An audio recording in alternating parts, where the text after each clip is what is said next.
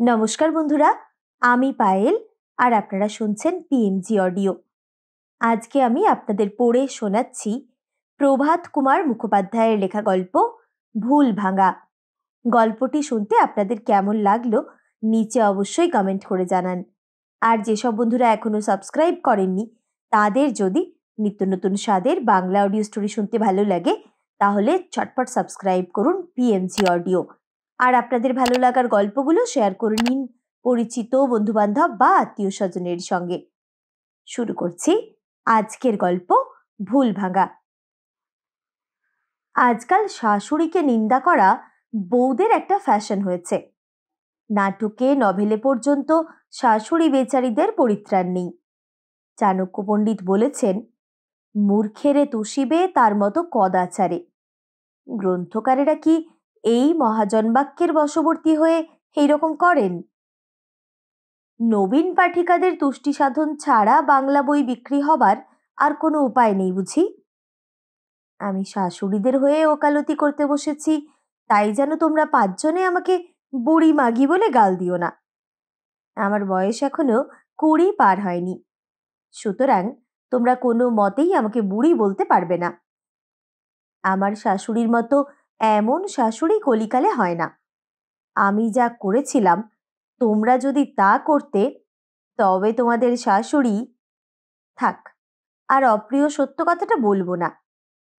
আমার গল্পটা শাশুড়িকে শুনিয়ে তার মতটাই না হয় জিজ্ঞাসা করে দেখো।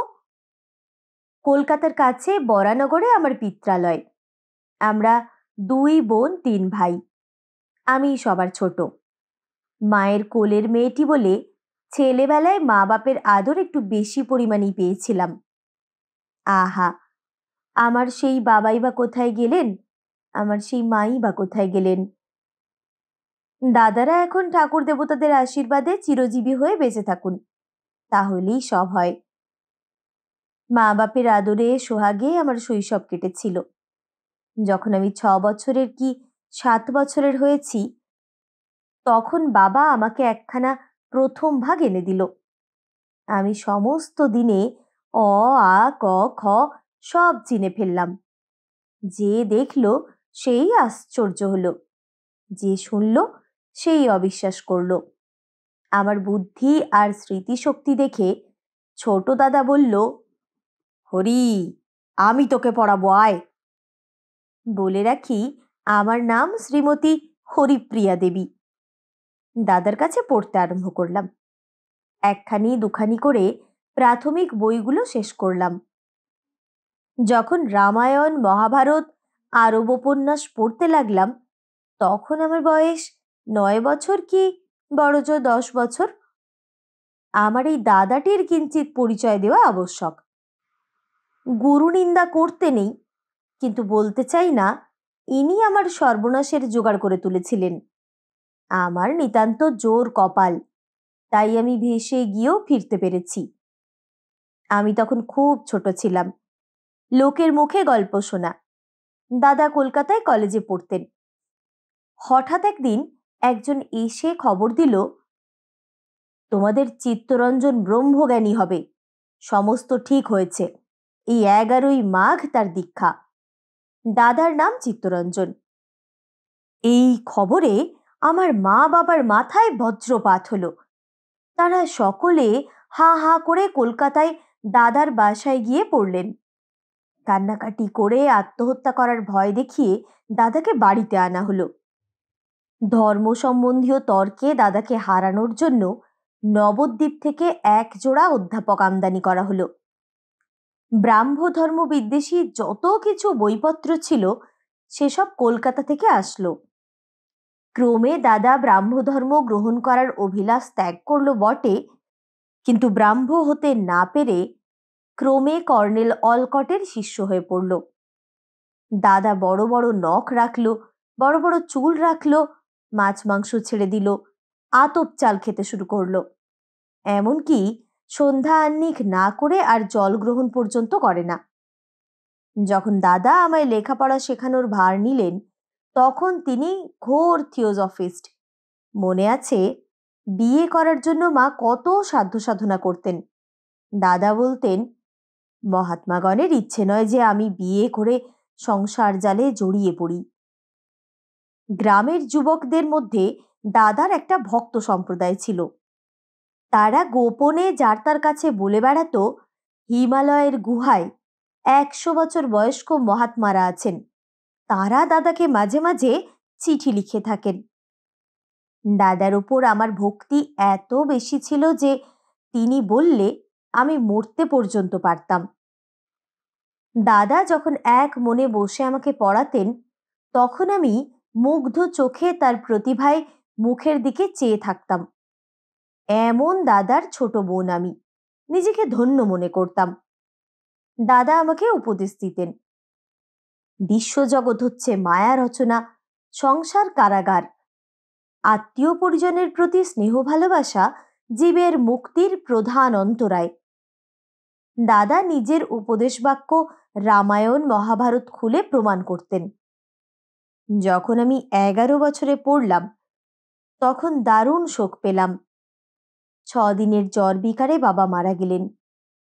2 মাসও পেরোল না, মাও তার স্বামীর পদানুসরণ করলেন। 2 মাসের মধ্যে বাপ মা দুই হারানো। যার এমন হয়েছে সেই জানে। দাদা না থাকলে কি সেই বয়সে সে শোক আমি সহ্য করতে পারতাম? দাদা এই সময় আমাকে গীতা পড়াতে আরম্ভ করলেন। সংস্কৃত জানতাম না, তবু শ্লোকগুলো মুখস্থ করতাম, বাংলা অনুবাদ পড়তাম। দাদা টিকা টিপ্পনী করে বুঝিয়ে বুঝিয়ে দিতেন। আমার শোকস্তব্ধ মনে গীতার শ্লোকগুলো যেন অমৃত সিঞ্চন করত। যখন 12 বছরের হলাম, তখন আমার বিয়ের কথাবার্তা উঠল। বড় দাদা মেজো দাদা সপরিবারে বিদেশে থাকতেন। তারা ছোট দাদাকে চিঠির উপর চিঠি লিখতে আরম্ভ করলেন। হরির বিবাহের বন্দোবস্ত করো, আর দেরি করো না। দাদাকে প্রার্থনা জানালাম, আমি বিয়ে করব না, ধর্মালোচনায় কুমারী জীবনযাপন করব। দাদা না না হু হু এইভাবে কিছুদিন কাটালেন। শেষে যখন বড় দাদারা তাকে কড়া কড়া চিঠি ঝাড়তে আরম্ভ করলেন, তখন দাদা পাত্র সন্ধান করতে বের হলেন। আমাকে বোঝালেন, বিয়ে করলেই যে ধর্মকর্ম সব নাশ হয়ে যায় তার কোনো মানে নেই, বরং সংসারে থেকে ধর্মকর্ম অক্ষুণ্ণ রাখতে পারলেই বেশি প্রশংসার বিষয়। দাদা যখন একথা বললেন, তখন আমি বিশ্বাস করব না কেন? বললাম, আপনার আজ্ঞাই আমার শিরোধার্য। কয়েকটা সম্বন্ধ ভেঙে একটা জায়গায় স্থির হলো। পাত্র জামালপুর রেলওয়ে অফিসে কাজ করেন। প্রথম পক্ষের বিয়ে বটে, কিন্তু একটু বয়স হয়েছে, বছর 25-এর কম নয়। তিনি নিজেই আমাকে দেখতে আসবেন লিখলেন। কালো কোট পরে সোনার চেন ঝুলিয়ে, বার্নিশ করা জুতো পায়ে দিয়ে টেরি কেটে, সুগন্ধি মেখে রূপোর বাঁধানো ছড়ি হাতে করে তিনি একদিন আমাদের বাড়িতে এসে উপস্থিত। আমাকে দেখলেন, আমার নাম জিজ্ঞেস করলেন, কি লেখাপড়া করি জিজ্ঞেস করলেন। আমার লজ্জাও নেই, শরমও নেই, দ্বিধাও নেই, সংকোচ নেই। মুখ মাটির দিকে না নামিয়ে তার দিকে নির্ভীক চোখে তাকিয়ে স্পষ্ট কথায় চটপট সমস্ত প্রশ্নের উত্তর দিলাম। তিনি চলে গেলে বাড়ির লোকের কাছে আমাকে কথা শুনতে হলো। সবাই বলল, তোর কি ভয় লজ্জা কিছুই নেই? লেখাপড়া শিখেছিস বলে কি অমন বাহাদুরি না করলেই নয়? আমি ভালো মন্দ কিছুই বললাম না। কিছুদিন পরে খবর আসলো, পাত্র বিয়ে করতে সম্মত হয়েছেন। আমরা যা দেব তাতেই রাজি। মোদ্দা কথা, আমাকে বিয়ে না করে ছাড়বেন না। ভাবলাম, তা না ছাড়ুন, বিয়ে যখন আমাকে করতেই হবে, তখন আর কথা কি? রামে মারলেও মরবো, রাবণে মারলেও মরবো। শুভ দিনে শুভক্ষণে বিয়ে হয়ে গেল। পরের দিন শ্বশুর বাড়ি যাত্রা করলাম। শ্রীরামপুরের কাছে আমার শ্বশুর বাড়ি। আমার স্বামী 1 মাসের ছুটি নিয়ে বাড়ি এসেছিলেন। আমি নতুন বউ। নববধূর যেরকম লজ্জা শরম থাকা আবশ্যক, আমার সেরকম নেই দেখে কেউ কেউ নিন্দে করল। শাশুড়ি বললেন, আহা তা হোক, ছেলে মানুষ, বুদ্ধি হলেই সব হবে এখন। আমার সম্বন্ধে কে কি বলল, কে কি না বলল, তা আমি গ্রাহ্য করতাম না। নিজের পড়াশুনো নিয়েই থাকতাম। পড়াশোনার জন্যেও কিছু কিছু বিদ্রূপ সহ্য করতে হয়েছিল।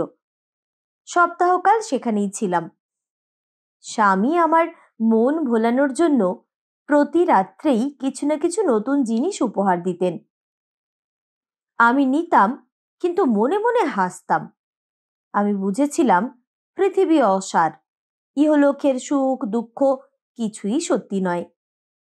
আমি দুটো ফুলের তোড়া অথবা 2 শিশি গন্ধ নিয়ে কি করব? তবু নিতাম। স্বামীর মনে বৃথা কষ্ট দেবার প্রয়োজন কি? স্বামী আমাকে আদরে সোহাগে ব্যতিব্যস্ত করে তুললেন। ঠিক ভালো লাগতো না বলতে পারি না। বাবা মার জীবিতকালে আদর সোহাগ আমার প্রচুর পরিমাণেই ছিল। 2 বছর যাবৎ আমি তা থেকে বঞ্চিত হয়েছিলাম।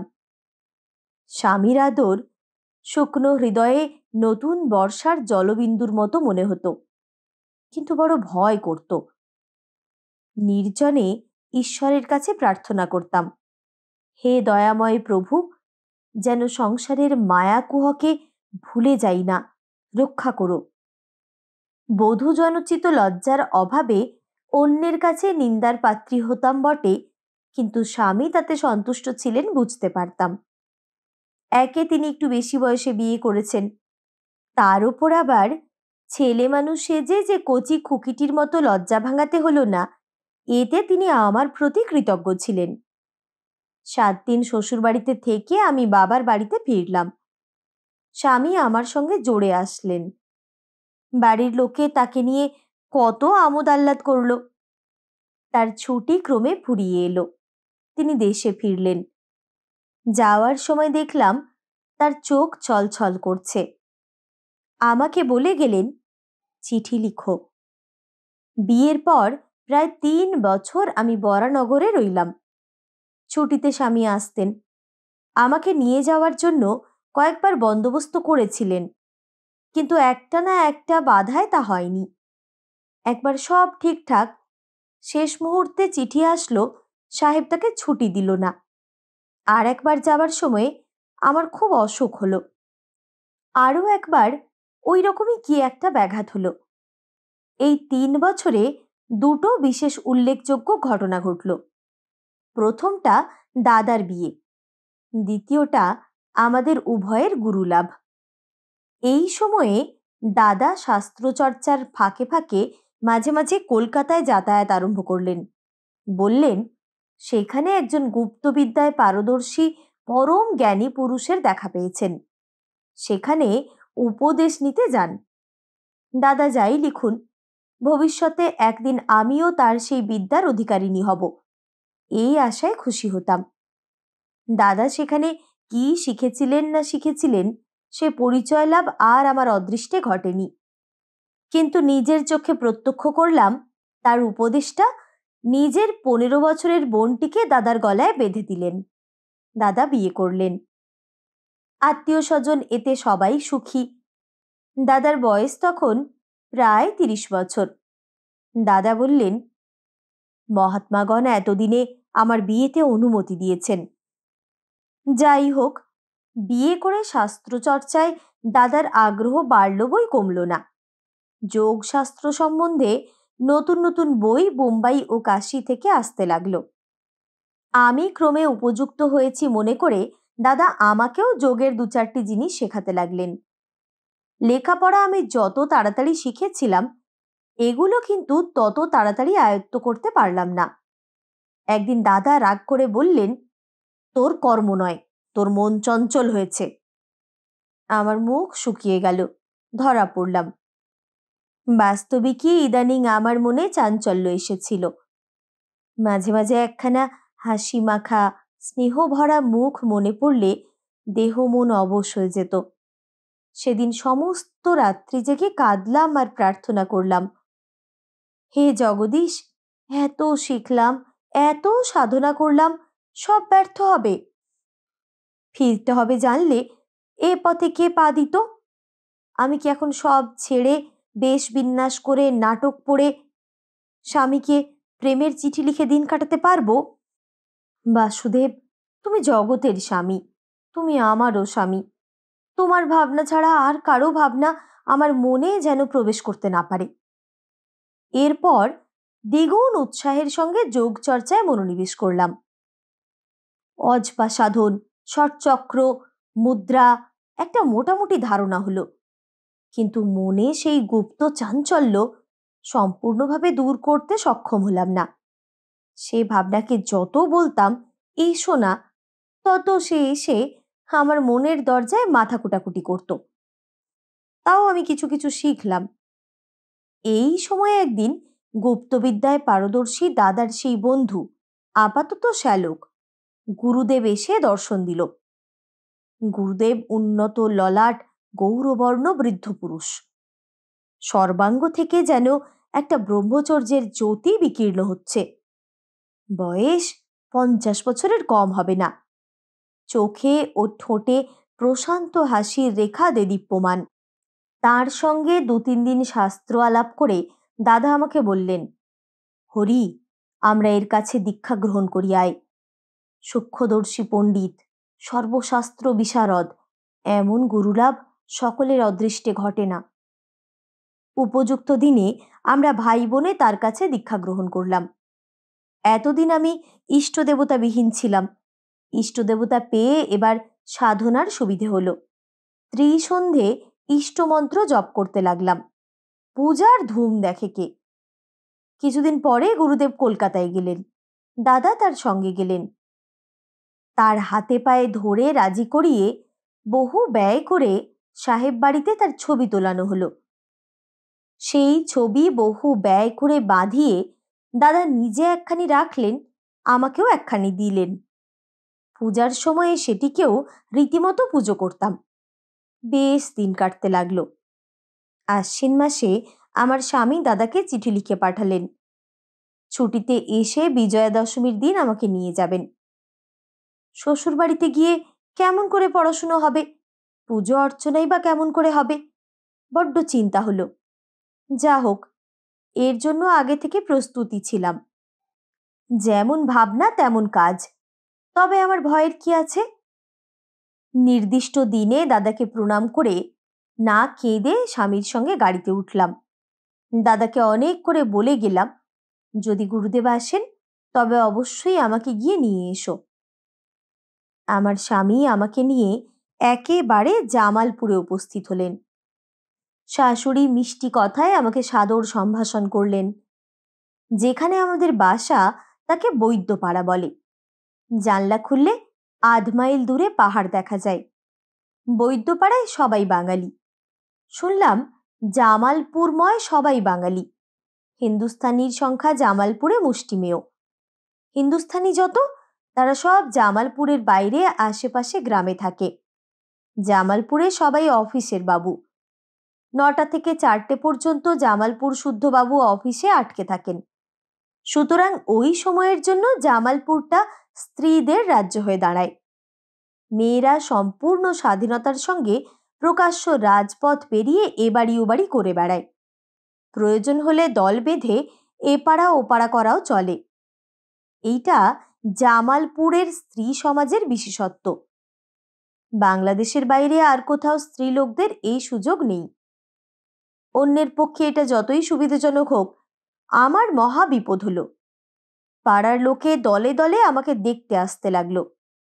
আমার সম্বন্ধে যেসব সমালোচনা হতে শুরু করলো, সেগুলো তারা আমার অসাক্ষাতে করার শিষ্টাচার পর্যন্ত দেখালো না।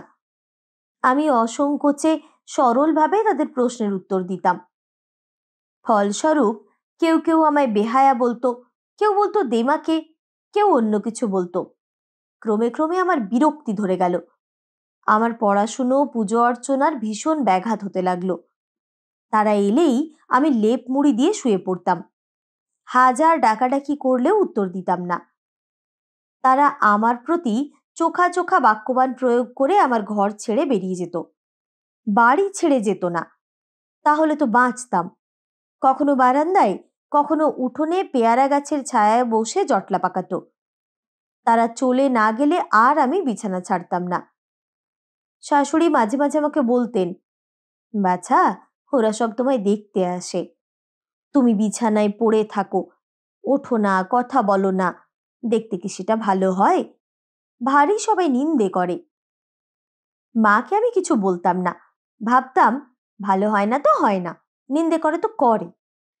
এদের এরকম অলস নিন্দার ভয় কি আমি ভয় পাবো? তাহলে আমি ওই ১০০,০০০ স্ত্রীলোকের সাগরে জলবিন্দুর মতো মিশে যাই না কেন? তাছাড়াও আরও একটা কারণ ছিল। সমস্ত দিন আমার পুজো শাস্ত্রচর্চা কিছুই হতো না, রাত্রে আমাকে সেসব করতে হতো। রাত্রি ২টো-৩টে পর্যন্ত জাগতাম।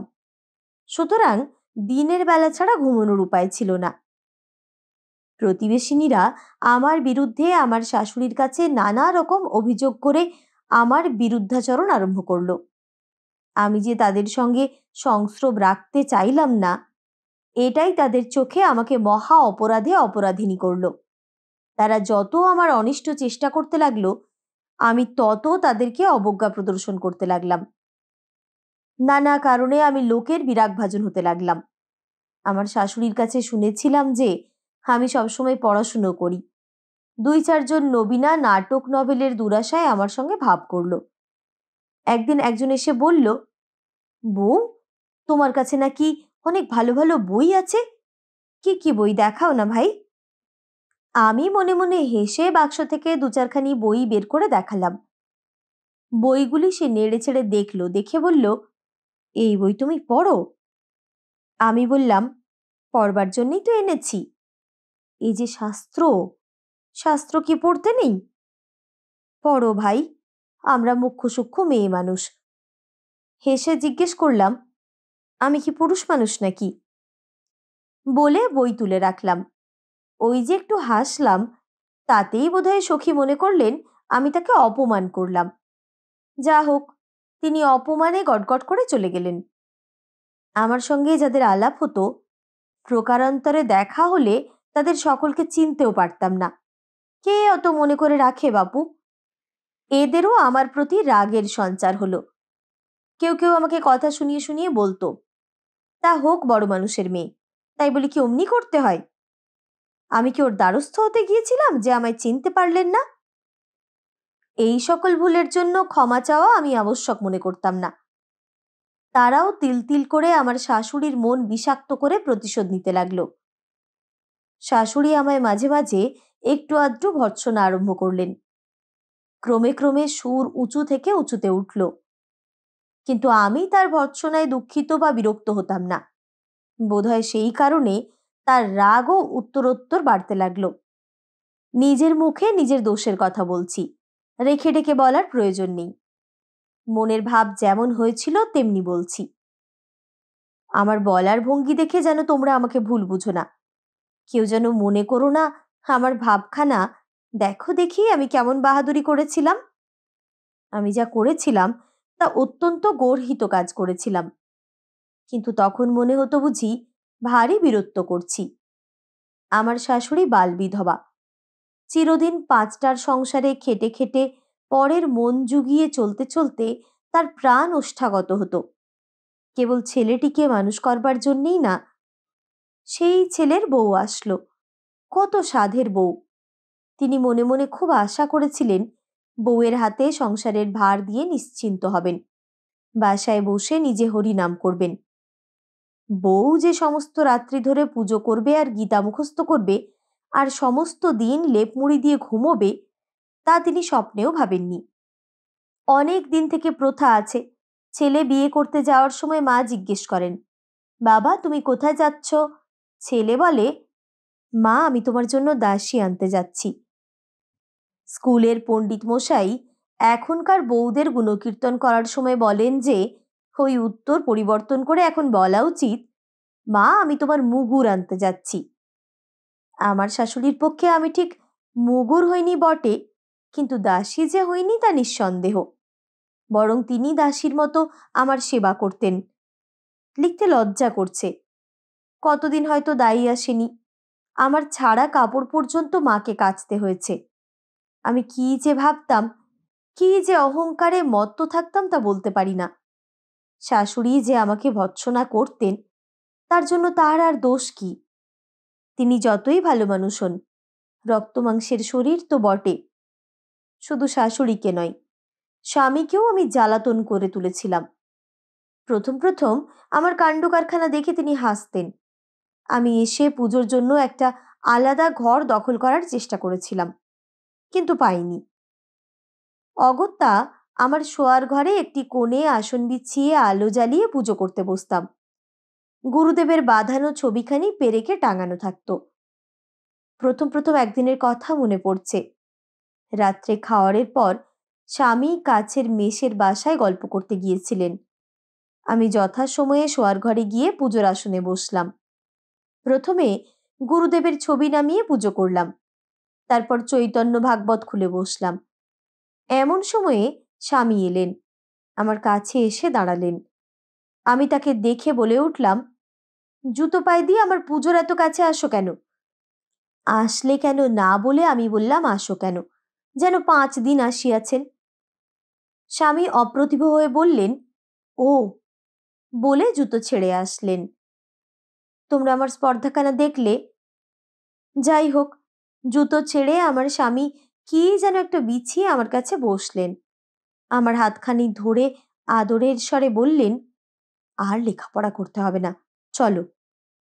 আমি বললাম, না না, তুমি শোগে, আমার এখন অনেক কাজ বাকি আছে। যা বাকি আছে তা কাল হবে, আজ ঢের হয়েছে, চলো। আমি নীরবে ঘাড় নাড়লাম। তখন তিনি বললেন, আচ্ছা তবে একটা পান এনে দাও। আমি বললাম, ওই টেবিলের উপর ডিবেতে আছে, উঠে নাও না। স্বামী বললেন, তুমি দিতে পারো না? কি করি?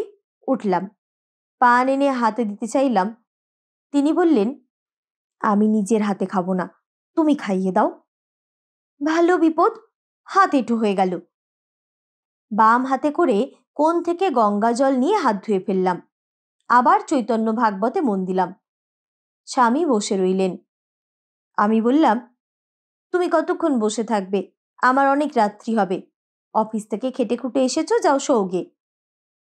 তিনি বললেন, আমি একলা শোবো না, আমি এইখানেই শুই। এই বলে আমার কোলে মাথা দিয়ে শটান শুয়ে পড়লেন।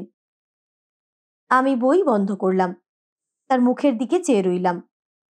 সেদিনের সে মুখ আমি কখনো ভুলব না। শরতের আকাশে যেমন মেঘ আর রোদ পরস্পরকে স্বীকার করে, তার মুখেও তেমনি অভিমান ও কৌতুক পরস্পরকে স্বীকার করছিল। তার মুখের দিকে চেয়ে আমার কেমন একটা দুর্বলতা হলো। আমি মুখ নিচু করে, বুঝলে, তোমরা হলে পারতে, কিন্তু আগেই বলেছি, ছোটবেলা থেকেই আমি লজ্জা শরমের ধার ধারি না। সেদিনকার মতো পুজো পাঠ বন্ধ করতে হলো, কিন্তু সমস্ত রাত অনুশোচনায় কাটল। ভাঙা চোরা ছিন্ন ভিন্ন কত স্বপ্ন দেখলাম। একবার যেন দেখলাম গুরুদেব রাগে লাল চোখ করে আমার সামনে দাঁড়ালেন, যেন কঠোর স্বরে বললেন, এই তোর নিষ্ঠা? পরদিন সকালে জেগে প্রতিজ্ঞা করলাম, এবার মনকে দৃঢ় করব। এমন করে সংসারের স্নেহ প্রেমে আকৃষ্ট হলে চলবে না। যতটুকু না হলে নয়, ততটুকুই সংসারকে দেব, বাকি সব শাস্ত্রের ও দেবতার। তারপর থেকে স্বামী ডাকতে এলে আর অমন করে গলে যেতাম না, প্রায়ই দৃঢ়ভাবে তাকে ফিরিয়ে দিতাম। কতদিন নিঃশ্বাস ফেলে তিনি উঠে গিয়েছেন, আর আমি গীতার গূঢ়ার্থ বুঝতে প্রাণপাত করেছি। ক্রমে ক্রমে তিনি ক্লান্ত হয়ে পড়লেন। আমায় কিন্তু একটি দিনও একটিও উচ্চ কথা বলেননি। আমার জন্য বন্ধু সমাজেও কি তাকে কম বিদ্রূপ সহ্য করতে হতো? কেউ কেউ বলতো, ওহে, স্ত্রীকে গুরু করে মন্তর নাও। কেউ বলতো, তোমার ভাবনা কি, রোজ একটু করে স্ত্রীর চরণামৃত খেও, শরীর নিরোগ হবে। কেউ বলতো, ওহে, অফিসে যাওয়ার সময় তোমার পুণ্যবতী স্ত্রীকে প্রণাম করে বেরিও, কাজে ভুলচুক হবে না, চাই কি 5 জনকে ডিঙিয়ে প্রমোশনও পেয়ে যেতে পারো।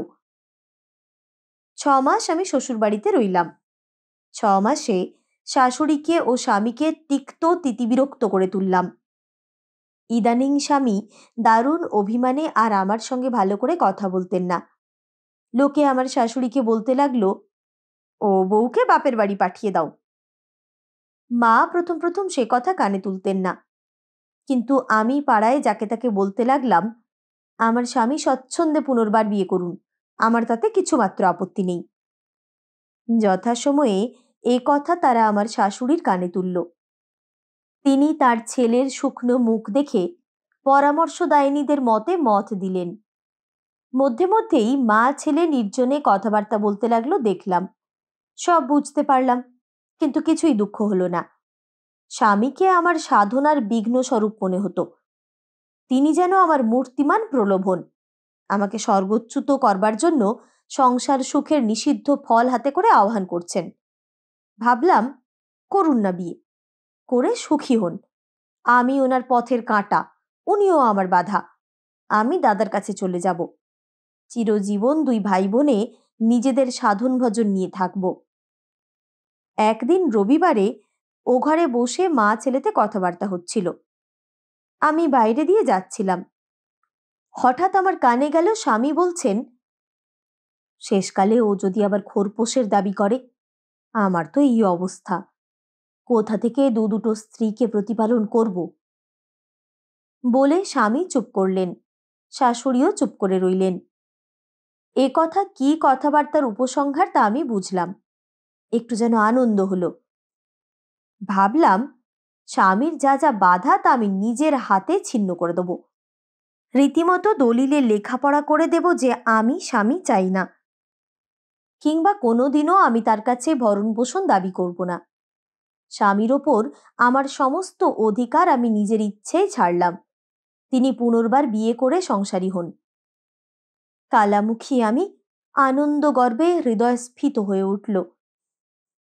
পার্থ যখন কুরুক্ষেত্রে বিজয় লাভ করেছিলেন, তখন তার যেরকম আনন্দ হয়েছিল, অনুমান করতে পারি আমার সেই রকম আনন্দ হলো। আমি যেন মোহ প্রলোভনের বিরুদ্ধে মানসিক সংগ্রামে জয়লাভ করলাম। মনে হলো যেন আমার গুরুদেব, আমার ইষ্টদেব আমার পাশে প্রসন্ন হাসি মুখে চেয়ে রয়েছেন। আমার সেই দুর্বুদ্ধির কথা এরপর লিখতে লজ্জা করছে। যা ভেবেছিলাম তাই কাজে পরিণত করলাম। দলিলে লেখাপড়া করে দিলাম। টেলিগ্রাম করে দাদাকে আনালাম। আমার এই রকম আচরণের পর আমার প্রতি আমার স্বামীর মনের ভাব কিরকম হলো বলো দেখি। অন্য স্বামী হলে হয়তো আমার মুখ দর্শন করতেন না, কিন্তু আমার স্বামী আমায় কত বোঝালেন। বললেন, হরি, এখনো মত পরিবর্তন করো, বড় ভুল করছো। আমি তখন ভাবে মত্ত। তার এই অনন্য সুলভ সহৃদয় উদারতা আমি মনে গ্রহণ করতে পারলাম না। যাবার সময় তিনি বলে দিলেন, বলে রাখছি, যদি কখনো বিপদে পড়ো তবে আমাকে সংবাদ দিতে সংকোচ করো না। দাদার সঙ্গে রওনা হলাম। তার কাছে কৃতকার্যের জন্য যে পরিমাণ প্রশংসা ও উৎসাহ পাবো আশা করেছিলাম, তার কিছুই পেলাম না। তিনি যেন কিছুটা অপ্রসন্ন। গাড়িতে যতক্ষণ দুজনে ছিলাম ততক্ষণ তিনি বিমর্ষ হয়ে ভাবতে লাগলেন। শেষে বললেন, হরি, কাজটা ভালো করলে না।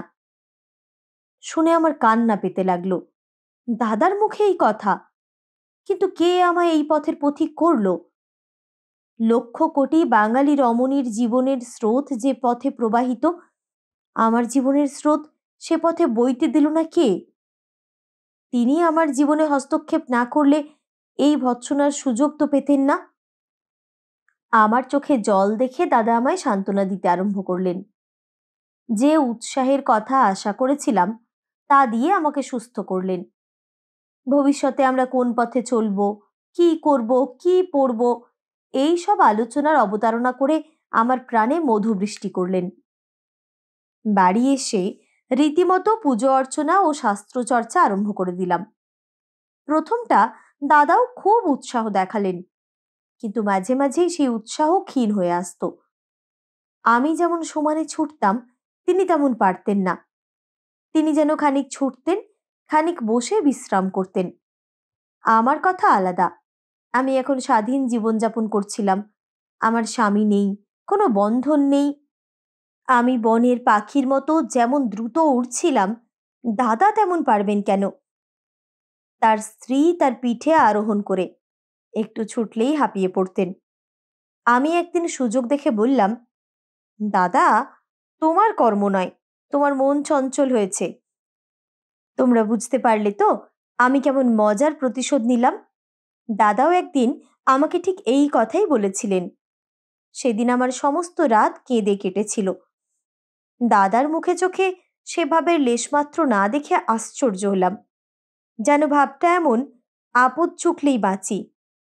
হায় মহাত্মারা, কেন তোমরা দাদাকে বিয়ে করতে অনুমতি দিয়েছিলে? ছোট বউ শুধু দাদাকে বাধা দিয়েই ক্ষান্ত ছিলেন না, সুযোগ পেলে আমারও পথ রোধ করার চেষ্টা করতেন। দাদার পিঠে আরোহণ করে তার গতির খর্বতা করেছিলেন, আর আমাকে কাছে পেলেই যথাস্থানে বসে আমার পিঠে চাবুক হাঁকাতেন। উপমার খাতিরে কথাটা যেমন হালকাভাবে বললাম, তা কিন্তু নয়। পরের মুখে অনেক কথা শুনতে পেতাম। একদিন নিজের কানে শুনলাম তিনি তার প্রিয় সখীকে বলছেন, এমন তো কখনো 7 জন্মেও শুনিনি। ছোট বউয়ের সখী বললেন, আমার তো বিশ্বাস হয় না ভাই যে ও ইচ্ছে করে স্বামী ত্যাগ করে এসেছে। বোধহয় ওর স্বভাব চরিত্র দেখে স্বামী দূর করে তাড়িয়ে দিয়ে থাকবে। বলা বাহুল্য, এই কথা আমি কানে তুললাম না। কিন্তু একদিন আরও অত্যন্ত ভয়ঙ্কর অশ্রাব্য কথা শুনলাম। সেদিন আমার সহ্যের সীমা ছাড়িয়ে গেল। তারপর গুরুদেব দর্শন দিলেন। তিনি আমার স্বামী গৃহত্যাগের কথা শুনেছিলেন। তিনি বললেন, মা, তুমি যে জীবন নির্বাচন করলে তা একান্তই কঠিন। এই সমুদ্রে যখন ডুব দিলে তখন গভীরতম প্রদেশে নামতে হবে, না হলে রত্ন মিলবে না। শুধু হাঙর কুমিরের দংশনে প্রাণপাত হবে। প্রথম অবস্থায় পদে পদে বিপদ। তিনি আমাদের বাড়িতে রইলেন এবং নিজে আমাকে শেখানোর ভার নিলেন। বলতে ভুলে গেছি, কিছু কিছু সংস্কৃত শিখে ফেলেছিলাম। সমস্ত দিন এত পরিশ্রম করে পড়াশুনো আরম্ভ করলাম যে কলেজের আসন্ন পরীক্ষাভীত ছেলেরাও তত পারে না। গুরুদেব আমাকে অধ্যাপনা করতে করতে আমার তীক্ষ্ণ বুদ্ধি দেখে আশ্চর্য হয়ে যেতেন। দাদার কাছে আমার প্রশংসা আর তার ফুরাতো না। কিন্তু ছোট বউ আমার উপর বড্ড উৎপীড়ন আরম্ভ করলেন। আমার অদৃষ্টটা বড্ড মন্দ বলে মনে হতে লাগলো। কি কুক্ষণেই যে জন্মেছিলাম, যেখানেই যাব সেখানেই পরিবারে ঘোর অশান্তির ঝড় বইবে। দাদা ভালো মানুষ, বউয়ের সঙ্গে পেরে উঠতেন না। বউ তাকে কি মন্ত্রে কি ওষুধে বশীভূত করেছিল বলতে পারি না, যেন তার 20 দাঁত ভেঙে দিয়েছিল। দাদার আচরণ দেখে মনে মনে ভারী ঘৃণা হতো। তার উপর সেই আগেকার ভক্তি আমি কিছুতেই রক্ষা করতে পারতাম না। আস্তে আস্তে আমার পড়াশুনো পুজো অর্চনার বিশেষ ব্যাঘাত হতে লাগলো। কাঁদতে কাঁদতে দিনরাত প্রার্থনা করতে লাগলাম, বিপদের কাণ্ডারি হরি, আমার কি দুকুলি যাবে? একদিন গুরুদেব আমাকে নির্জনে বললেন, দেখো, এখানে তোমার সাধন ভজনের বড্ড বিঘ্ন হচ্ছে। এই অবস্থায় সংসারে থাকাও ঠিক নয়। আমি বলি কি, আমার সঙ্গে আমার আশ্রমে চলো। জব্বলপুরের কাছে পাহাড়ে নর্মদা নদীর তীরে আমার কুটির আছে। সেখানে তোমাকে মেয়ের মতো রাখবো। শিক্ষা দীক্ষার পরম সুযোগ হবে। আমি রাজি হলাম। একদিন গভীর রাত্রে ঋষিতুল্য পিতৃতুল্য গুরুদেবের হাত ধরে বাড়ি ছেড়ে চলে গেলাম। কাউকে জিজ্ঞেস করিনি, গুরুদেবের নিষেধ ছিল। গুরুদেব নিজের হাতে চিঠি লিখে সব কথা জানিয়ে বিছানার উপর রেখে গেলেন। অনেক পথ চলে রাত্রি শেষ হয়ে এলো। সে একটা প্রকাণ্ড মাঠ। চারিদিকে বহু দূর পর্যন্ত মানুষের বাড়ি চোখে পড়ল না। একটা বিরাট বটগাছ ছিল। তার মূলে বসে দুজনে শ্রান্তি দূর করতে লাগলাম। গুরুদেব তার পোটলা থেকে সন্ন্যাসীর উপযোগী গৈরিক বস্ত্র বের করলেন। আমাকে বললেন, বাছা, তুমি এইগুলো পরে সন্ন্যাসী বেশ ধারণ করো, নইলে পথে বিপদ ঘটতে পারে। এই বলে তিনি আড়ালে সরে গেলেন। আমি বেশ পরিবর্তন করে সন্ন্যাসী পুরুষ সাজলাম। পথে পা দিয়েই ছলনা। মনটা কিরকম বিমর্ষ হলো। কিন্তু গুরুদেব যখন বলেছেন তখন আর কথা কি। গুরুদেব শুকনো কাঠ জোগাড় করে একটা অগ্নিকুণ্ড প্রস্তুত করলেন। তাতে আমার পরিত্যক্ত জামা কাপড় সব জ্বালিয়ে দিলেন। তার ইচ্ছেতে আমি কাঁচি দিয়ে আমার চুলগুলো কেটে ফেললাম, গায়ে মাথায় বিভূতি মাখলাম। সেই বেশ, অন্যের কথা দূরে থাক, আমার মা যদি এসে আমায় দেখতেন তাহলেও তিনি চিনতে পারতেন না। সমস্ত দিন পথ চলে সন্ধ্যের আগে এক জায়গায় এসে রেল পেলাম। রেলে চড়ে তৃতীয় দিনে কাশীধামে পৌঁছলাম। কাশীতে 5-7 দিন কাটল। সমস্ত দিন ঠাকুর দেখে বেড়াতে লাগলাম। কত আনন্দ! কাশী থেকে প্রয়াগ, প্রয়াগেও কয়েকদিন কাটল। প্রয়াগ থেকে জব্বলপুরে চলে গেলাম। জব্বলপুরে নেমে গুরুদেবের আশ্রমের দিকে রওনা হলাম।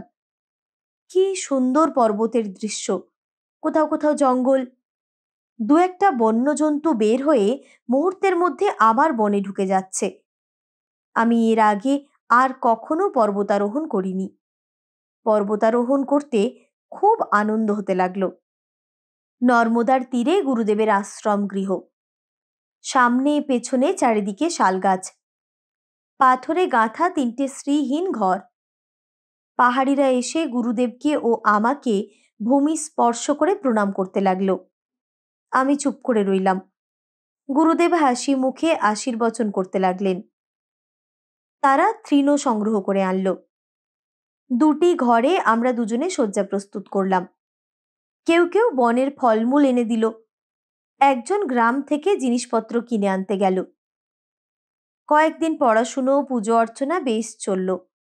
চারিদিকে যেন শান্তির রাজ্য। কোলাহল নেই, সংসারের বাধা বিঘ্ন কিছুই নেই। সাধন ভজনের পক্ষে এইটাই উপযুক্ত স্থান। কিন্তু এইবারে আমি গল্পের পরম সংকটের জায়গায় এসেছি। আমার জীবনের গতি বিভিন্ন দিকে কেমন করে ফিরল, এইবার তা বলার সময় উপস্থিত হয়েছে। এখন মনে হচ্ছে বটে, যা ঘটেছিল তা ভালোই হয়েছিল, কিন্তু তখন স্বর্গ আর মর্ত রসাতলের মতো অন্ধকার মনে হয়েছিল। আমি ফিরলাম, কিন্তু কি নিষ্ঠুর আঘাত পেয়ে ফিরলাম! মনে করলে বুক কেঁপে ওঠে। আমি কল্পনায় যে পুণ্যময় প্রভাময় স্বর্গরাজ্য নির্মাণ করেছিলাম, একদিন মুহূর্তের মধ্যে তা ভেঙে ধুলোয় মিশে গেল। যে গুরুকে দেবতা জ্ঞানে এতদিন পুজো করলাম, মুহূর্তের মধ্যে তার ভেতর থেকে পাপের কঙ্কাল মূর্তি বের হয়ে পড়ল। তোমরা স্তম্ভিত হয়েছ? স্তম্ভিত হওয়ার কথাই বটে। মানুষকে কখনো বিশ্বাস করো না। যে যত বড় জ্ঞানী, যত বড় ধার্মিক, যত বড় জিতেন্দ্রীয় পুরুষ হোক না কেন, বিশ্বাস করো না। পুরাণে যে মহা ঋষি তপস্বীর পদস্খলনের বর্ণনা আছে, তা এক কণা অতিরঞ্জন নয়। যখন আমার পিত্রালয়ে গুরুদেব সমস্ত দিন সমস্ত সন্ধ্যা ধরে আমার অন্তরে জ্ঞানামৃত সঞ্চার করতেন, আমি কি জানতাম যে আমি ততক্ষণ অজ্ঞাতসারে তার হৃদয়ে কুবাসনার বিষ কীটের সঞ্চার করেছি। তিনি যখন আমাকে বললেন, বৎসে, এখানে তোমার সাধন ভজনাদির ব্যাঘাত হচ্ছে, আমার সঙ্গে আমার আশ্রমে চলো। তখন যদি তার অন্তরের অন্তঃস্থল পর্যন্ত দেখতে পেতাম, তবে শয্যা শিয়রে সাপ দেখলে মানুষ যেমন চমকে ওঠে, আমি কি সেরকম চমকে উঠতাম না? আমি নিজের জন্য একটুও দুঃখিত নই। আমার যা হয়েছে তা ভালোই হয়েছে, কিন্তু তার অবস্থাটা মনে করলে চোখে জল আসে। সারা জীবনের তপস্যা তিনি আমার পায়ে ঢেলে দিলেন। মাঝে মাঝে আমার মনে হয়, তার এই দুর্দশার জন্য আমি আংশিক রূপে দায়ী কিনা। আমার কি দোষ? আমি কিসের জন্য দায়ী হব? কিন্তু হয়তো আমি তার প্রতি কিঞ্চিত অবিচার করছি।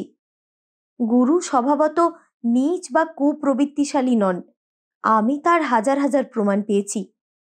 হয়তো আগে থেকে তার কোনো দুরভিসন্ধি ছিল না। ঘটনাক্রমে মুহূর্তের প্রলোভনে তিনি হয়তো আত্মবিস্মৃত হয়েছিলেন। তার পরবর্তী ব্যবহার থেকেও এটা অনুমান করা সঙ্গত। শুনতে পাই তিনি সে আশ্রম ত্যাগ করেছেন। নিজের সন্ন্যাসী বেশকে ভণ্ডামি জ্ঞান করে তা দূরে নিক্ষেপ করেছেন। এখন নাকি আড়ম্বরবিহীন সাধুর জীবনযাপন করতে প্রবৃত্ত আছেন। আর একবার তোমাদের কাছে আমাকে মার্জনা ভিক্ষা করতে হলো। সেই ঘটনাও পুঙ্খানুপুঙ্খ রূপে আমি বর্ণনা করতে পারবো না, শুধু তার পরিণাম মাত্র বলি। একদিন গভীর রাতে যে গুরুদেবের হাত ধরে পিতৃগৃহ থেকে অপসৃত হয়েছিলাম, সেই জব্বলপুরের পাহাড়ে আরেকদিন গভীর রাত্রে গুরুদেব আর বলবো না, সেই গুরু দানবকে গর্বিত পদাঘাতে ধরাশায়ী করে নিজের সতীত্বের মর্যাদা অক্ষুণ্ণ রেখে স্বামীর গৃহের দিকে যাত্রা করলাম। আমার ভুল ভাঙল। তৃতীয় দিনে রাত্রি 2টোর সময় জামালপুর স্টেশনে পৌঁছলাম। তখনও আমার অঙ্গে সেই আগের সন্ন্যাসী পুরুষের বেশ। রাত্রি আছে দেখে আমি মুসাফিরখানায় বসে রইলাম। আকাশ পাতাল কত কি চিন্তা করতে লাগলাম। মনে পড়ল 2 বছর আগে এই জামালপুর স্টেশনে দাদার সঙ্গে গাড়িতে উঠি। তারপর থেকে আর স্বামীর কোনো খবর পাইনি। তিনিও আমার কোনো খবর নেননি। যদি গোপনে নিয়ে থাকেন তবে আমি জানি না। এতদিন কি আর তিনি বিয়ে করেননি? বিয়ে না করলেও আমাকে যে গ্রহণ করবেন তার কি সম্ভাবনা আছে? আমি যে নির্দোষ তাকে তিনি বিশ্বাস করবেন?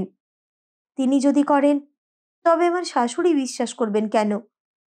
যদি শাশুড়িও বিশ্বাস করেন তবে আর 5 জনে বিশ্বাস করবে কেন? এই 5 জনের জন্যই তো রামচন্দ্র সতীকুলের আরাধ্যা দেবী সীতাকে বনবাসে পাঠিয়েছিলেন। স্বামী যদি বিয়ে করে থাকেন তবে কি আমি তার সংসারের দাসী হয়ে থাকতে পারবো না? না হয় আত্মপরিচয় দেব না, আর একবার বনে যাব। বনে গিয়ে এই পোড়ামুখ জায়গায় জায়গায় পুড়িয়ে দেব। ক্ষত শুকিয়ে গেলে আমার মুখ বিকৃত হয়ে যাবে, কেউ আর চিনতে পারবে না। তখন এসে স্বামীর সংসারে দাসী হব। যদি না রাখেন, আমি বলবো আমি টাকা পয়সা চাই না, শুধু একবেলা দুটো খেতে দিও। আমি ভিখারিনী, আমাকে একটু দয়া করো।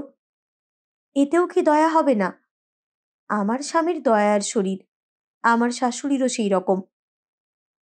আর যদি দেখি বিয়ে করেননি, ছদ্মবেশে থেকে কৌশলে তাদের মনের ভাব বুঝতে চেষ্টা করব। সুযোগ পেলেই আত্মপ্রকাশ করব। তারপর কপালে যা আছে তাই হবে। দাদার বাড়ি আর ফিরে যাব না। বউ পোড়ার মুখী বেঁচে থাকতে নয়। কোনো উপায় না হয় মা গঙ্গার কোলে আশ্রয় নেব। সে তো আর কেউ আটকাতে পারবে না। সকাল হলো। আমি ঈশ্বরের নাম স্মরণ করে স্টেশন ছাড়লাম। বৈদ্যপাড়ায় সদর রাস্তার ধারেই আমাদের বাড়ি। চিনে চিনে গেলাম। বাড়ির বাইরেই 2টো নিমের গাছ ছিল। বাড়ি চিনতে কষ্ট হলো না। কাছাকাছি গিয়ে দেখলাম সদর দরজা খোলা। একটা হিন্দুস্থানি ছেলে পিতলের ঘড়া মাথায় করে বের হলো। পেছনে পেছনে আমার শাশুড়ি মা নামাবলী গায়ে জড়িয়ে হরিনামের মালা হাতে করে বেরোলেন। সেদিন পূর্ণিমা। বুঝিলাম মা ভোরের গাড়িতে মুঙ্গেরে গঙ্গা স্নান করতে যাচ্ছেন। গাছের আড়ালে সরে দাঁড়ালাম। প্রথম দেখায় তাকে প্রণাম করতে পারলাম না। মা চোখের বাইরে বেরিয়ে গেলে সাহসে ভর করে বাড়িতে ঢুকলাম। শরীর কাঁপতে লাগলো। চারিদিকে তাকালাম। কই, কোথাও তো নোলক পড়া একটাও নতুন বউ দেখতে পেলাম না। স্বামী তখন বিছানা ছেড়ে বের হচ্ছেন। নবীন সন্ন্যাসীকে দেখে সসম্ভ্রমে প্রণাম করলেন। হায়, আমার কপালে এতও ছিল! আমি মনে মনে তার পায়ে 1000 বার মাথা খুঁড়লাম। তার সঙ্গে কথাবার্তা আরম্ভ হলো। মাঝে মাঝে কৌতূহলপূর্ণ সতৃষ্ণ দৃষ্টিতে তিনি আমার দিকে চাইছিলেন। আমি সাবধানে চাপা গলায় বিকৃত স্বরে কথা বলতে লাগলাম। স্ত্রী এখানে নাই কেন, কোথায়, ইত্যাদি প্রশ্ন করে পরিষ্কার উত্তর পেলাম না। চেপে গেলেন। অন্যান্য কথাবার্তায় জানলাম তিনি দ্বিতীয়বার দ্বার পরিগ্রহণ করেননি।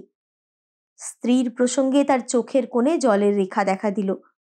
বুঝলাম এ পোড়ার মুখীকে এখনো ভোলেননি। কতবার মনে করলাম আত্মপ্রকাশ করি, কিন্তু পারলাম না। ভাবলাম শাশুড়ি আসুন, তারপর যা হয় হবে। স্বামী স্নান করে পাশের মেসের বাসায় খেয়ে অফিসের জন্য প্রস্তুত হলেন। বেলা 10টার গাড়িতে মা ফিরে আসলেন। সন্ন্যাসীর সেবার সম্বন্ধে মাকে গোপনে কিছু বলে স্বামী অফিসে গেলেন। একে পূর্ণিমা। বাড়িতে সন্ন্যাসীকে অতিথি দেখে মা যেন কৃতার্থ হয়ে গেলেন। এই সময়ে দাই চলে গেল, বাড়ি খালি হয়ে গেল। আমি বুঝলাম শুভ সুযোগ উপস্থিত। বললাম, স্নান করব, তোমাদের একখানা কাপড় দাও। স্নান আনতে সেই কাপড়খানিকে শাড়ির মতো করে পরলাম। ঘোমটা দিয়ে স্নানের জায়গা থেকে বের হয়ে এলাম। মা নিশ্চয়ই বিস্ময়ে বিস্ফারিত চোখে আমার দিকে চেয়ে থাকবেন। ঘোমটার ভেতর থেকে তার মুখ আমি আর দেখিনি, শুধু পা দুখানি দেখতে পেলাম। ঢিপ করে একটা প্রণাম করলাম। মা বলে উঠলেন, হুমা হুমা উমা, সন্ন্যাসী না পাগল? বলে ক্ষিপ্র হাতে আমার ঘোমটা সরিয়ে দিলেন। চোখাচোখি হওয়া মাত্র চিনে ফেললেন। রুদ্ধশ্বাসে বললেন, হে কি বৌমা? কেমন করে তার পা ধরে কাঁদতে কাঁদতে সব কথা আদ্যোপান্ত বললাম, তার বিস্তারিত বলার প্রয়োজন নেই। প্রথমে বিস্ময়ে তার মুখ দিয়ে কোনো কথা বের হলো না। তারপর আমার সঙ্গে তিনিও কেঁদে ভাসিয়ে দিলেন। বুকে টেনে নিয়ে স্নেহ ভরে বারবার আমার মুখে চুমু খেলেন। শেষে বললেন, বাছা, ছেলে বাড়ি আসুক, নইলে আমি কিছু বলতে পারছি নে। বললেন, গুরুর সঙ্গে আমার বাবার বাড়ি ছেড়ে যাওয়ার সংবাদ তারা পাননি, সুতরাং 5 জন সম্বন্ধে আর কোনো আশঙ্কা রইল না। কিন্তু তাও বাড়িতে লোকজন এসে পাছে আমায় দেখে ফেলে, পাছে কিছু সন্দেহ করে, সেই জন্য তিনি আমাকে একটা ঘরে ভরে চাবি বন্ধ করে দিলেন। শাশুড়ি ক্ষমা করলেন। স্বামীর সম্বন্ধে এক প্রকার নিশ্চিন্ত ছিলাম। আয়না চিরুনি নিয়ে সমস্ত দিন স্বল্প চুলের জটা ছাড়ালাম। 2খানা চিরুনি ছিল, দুটোরই প্রায় সবকটা দাঁত ভেঙে গেল। সেই পূর্ণিমা রাত্রে স্বামীর সঙ্গে আমার সুখ সম্মিলন হলো। তোমরা যদি আমাকে ক্ষমা করতে পেরে থাকো, তবে এবার আমার কল্যাণে শাঁখ বাজিয়ে দাও।